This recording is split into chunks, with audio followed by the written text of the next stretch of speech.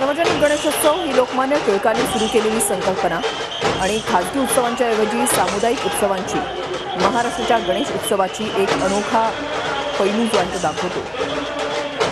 विविध समुदायांची भावना आणि सर्व स्तरातील लोकांना एकत्र आणणारा सण म्हणून गणेशोत्सवाकडे पाहिलं जातं। सर्व जाती धर्म पंथाची लोक या गणेशोत्सवामध्ये सहभागी झालेली असतात।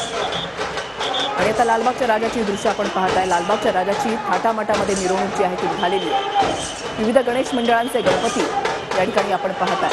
उंच गणेश मूर्ती हे मुंबईतल्या गणेशोत्सवाचं एक वेगळं वैशिष्ट्य म्हणावं लागेल आणि त्याच्यामध्ये लालबागच्या राजाची बातच मिळाली, त्याचा थाटच मिळाला। आपल्या लाडक्या बाप्पाला आपल्या लाडक्या राजाला निरोप देण्यासाठी गणेश भक्त मोठ्या संख्येनं आज मुंबईतल्या रस्त्यावर उतरलेले आहेत।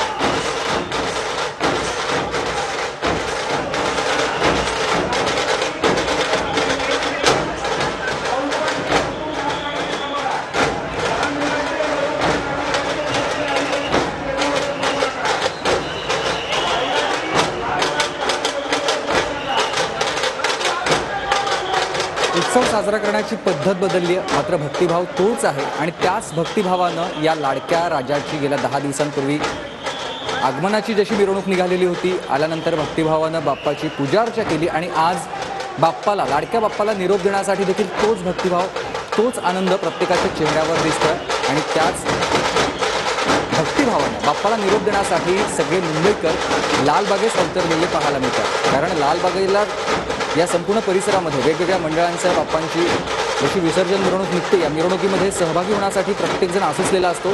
एक वैशिष्ट्य इथल्या या सगळ्या विसर्जन मिरवणुकीमध्ये असते।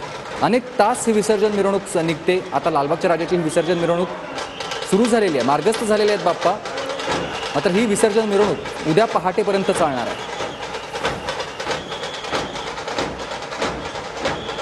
आपले सण उत्सव आणि विशेष करून गणेशोत्सव हा केवळ उत्सव नाहीये, तर तो श्रद्धा, संस्कृती आणि एकात्मतेचं एक मूर्त स्वरूप आहे। या सणामध्ये सहभागी होण्यासाठी देशाच्या कानाकोपऱ्यामधून गणेश भक्त येत असतात। बाप्पावर ज्यांची श्रद्धा आहे, बाप्पावर ज्यांची भक्ती आहे, तो प्रत्येक गणेश भक्त आज मुंबईमधल्या या भागामध्ये लालबाग परळ भागामध्ये उतरल्याचं पाहायला मिळतं। सुमित, जेव्हापासून आपण मुंबईत पाहतोय, मुंबईचं स्वरूप हे कालानुरूप जे आहे ते बदलत चाललेलं आहे। पूर्वी अशा टुमदार घरं असायची, इमारतींवर कौलं असायची, मात्र आता याची जागा ही टोलेजंग इमारतींनी घेतलेली आहे। ब्रिज उभे राहिलेले आहेत। पूर्वी हा भाग पूर्णपणे मोकळा असायचा, मात्र आता जेवढी गर्दी ही रस्त्यावर खाली पाहायला मिळते, तेवढीच गर्दी ब्रिजवर सुद्धा पाहायला मिळत असते। गणेश भक्तांचा उद्देश एकच असतो की आपल्या लाडक्या बाप्पाचं दर्शन जे आहे ते घेता यावं। हे दृश्य वर्षाचे 365 दिवस पाहायला मिळत नाही। हे दृश्य या 10 दिवसामध्येच पाहायला मिळतं। ज्या ज्या ठिकाणी गणेश मंडळ आहे त्या त्या ठिकाणी आपल्या बाप्पाचं दर्शन घेता यावं यासाठी गणेश भक्तांची मोठी गर्दी, मोठी मांदियाळी पाहायला मिळत असते। खरं आहे। खरं तर रोज रात्री मध्यवर्ती परिसर असो किंवा उपनगरांमध्ये भाविकांनी गणपतीची मूर्ती देखावे बघण्यासाठी मोठी गर्दी केलेली आपण बघत होतो। ठिकठिकाणी सुरू असलेले सांस्कृतिक कार्यक्रम, स्तोत्रपठण, गणेशवंदना, पारंपरिक वाद्यांच्या मिरवणुका आणि धार्मिक कार्यक्रमांमुळे 10 दिवस शहरातलं वातावरण कसं एकदम असं गणेशमय झालेलं होतं आणि आता हे 10 दिवस कसे पटापट सरले हेच कळलं नाही। आज लाडक्या बाप्पाला आता ही विसर्जन मिरवणुकीमधून निरोप देण्याची वेळ आलेली आहे। त्यामुळे एका बाजूला आनंद आहे, दुसऱ्या बाजूला दुःख आहे, कारण बाप्पा आता पुन्हा आपल्या गावी निघालेला आहे। प्रत्येक गणेश भक्तानं आज हेच साकडं देवाकडे घातलेलं आहे की बाप्पा तू आज चाललायस, मात्र पुढच्या वर्षी तुला लवकर यायचंय।